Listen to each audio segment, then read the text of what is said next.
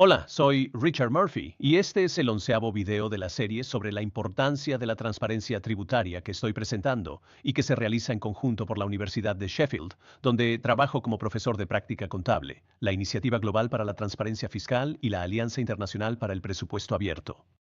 En este video voy a hablar sobre un problema que enfrentan todas las autoridades fiscales con las que me he encontrado, y he hablado con bastantes de ellas, es decir, cómo recaudar impuestos de aquellos que prefieren no decirle a la autoridad tributaria lo que están haciendo.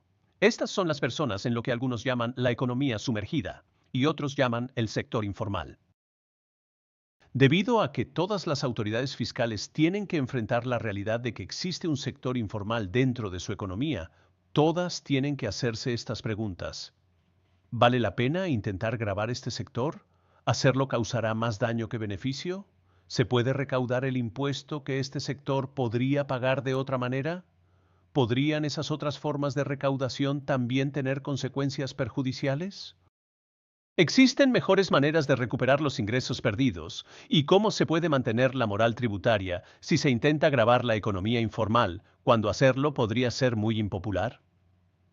Estas son preguntas importantes, aunque se considerarán aquí.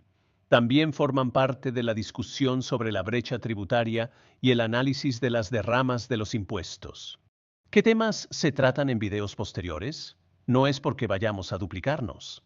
En cambio, es porque creemos que este es un tema que requiere una revisión cuidadosa desde múltiples ángulos. Los datos son útiles al responder algunas de estas preguntas que he planteado.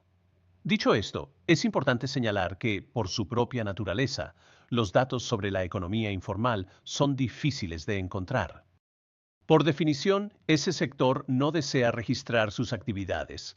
Como resultado, se requieren métodos de estimación variados para calcular la escala e impacto de este sector.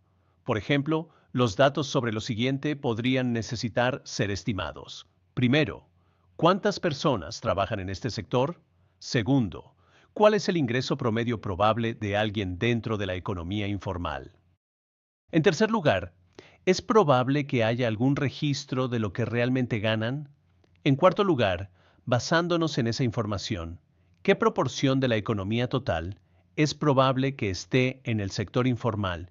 ¿Y qué ingresos tributarios podrían perderse como resultado de hacer suposiciones razonables sobre los posibles impuestos que podrían surgir? La pregunta obvia que surge entonces ¿es siquiera posible grabar este sector? Hay varias maneras de responder a estas preguntas. Todas ellas implican estimaciones. Por ejemplo, los datos de población y sus cambios pueden imputarse a partir de otra información, si está disponible. Algunos países hacen esto imputando datos de población a partir del consumo de electricidad o agua. Eso es extraordinariamente consistente para los hogares, pero solo se sabe si se mide de manera confiable, lo cual puede no ser el caso. Otro método que algunos países utilizan para estimar la población es monitorear el consumo de alimentos básicos. Esto puede variar de un lugar a otro, pero cuando se conoce, las variaciones en el consumo tienden a ser muy buenos indicadores de cambios en la población. Basándose en estos datos de población, podría ser posible calcular cuántas personas podría haber en la jurisdicción. Para estimar cuántas de estas personas podrían estar trabajando, se puede utilizar la información local sobre el perfil de edad de la población y el número de personas que probablemente estén trabajando en cada grupo de edad. De este total se puede deducir el número de personas que probablemente están trabajando y que se sabe que están pagando impuestos. Y deducir, como consecuencia, el número de personas en la economía sumergida o sector informal. Estimar cuánto ganan estas personas en promedio es un cálculo que se realiza mejor con base en datos de muestra. Las técnicas a utilizar deberán adaptarse a las circunstancias locales. Es importante recordar que una cifra puede no ser adecuada para todo un país. Es muy probable que existan variaciones regionales en todas las jurisdicciones, excepto en las más pequeñas. Si se pueden preparar estimaciones de este tipo, entonces se puede estimar el número de personas que trabajan en el sector informal y su ingreso total probable, y por lo tanto, el ingreso futuro, así como el posible impuesto perdido como resultado de la existencia de este sector. Podría entonces ser posible decidir si se deben hacer intentos para gravar este sector o no. Se enfatiza que hay muchas estimaciones en este cálculo. Esto es algo a lo que aquellos involucrados en los debates sobre transparencia tributaria deben acostumbrarse. Mientras que, a nivel individual, los impuestos pueden tratarse de realizar declaraciones precisas sobre las obligaciones fiscales adeudadas a nivel agregado, donde se deben tomar decisiones sobre el sistema tributario en su conjunto. A menudo se deben usar estimaciones al preparar los datos. Siempre es importante estar dispuesto a cuestionar esas estimaciones, preguntando, ¿son adecuadas las suposiciones hechas? ¿La información utilizada para preparar las estimaciones es la mejor disponible? ¿Las técnicas matemáticas utilizadas parecen justas? Tenga cuidado con la precisión espuria porque rara vez se puede justificar. Los números resultantes tienen sentido. ¿Y existen mejores maneras de preparar estas estimaciones? Una vez que se han preparado estas estimaciones, es apropiado preguntar si gravar el sector informal sigue siendo una acción adecuada. Esto requiere que cualquier gobierno decida si las consecuencias sociales, económicas, industriales e incluso de política exterior de gravar ese sector valen el estrés y las recompensas involucradas. Esta decisión variará de una jurisdicción a otra. Sin embargo, es importante señalar que ninguna jurisdicción en la historia, en ninguna parte del mundo, ha recaudado todos los impuestos que se le deben, en cualquier parte del mundo. En este punto, es probable que surjan preguntas sobre otras bases impositivas de las cuales se podría recaudar impuestos si se deja sin gravar al sector informal.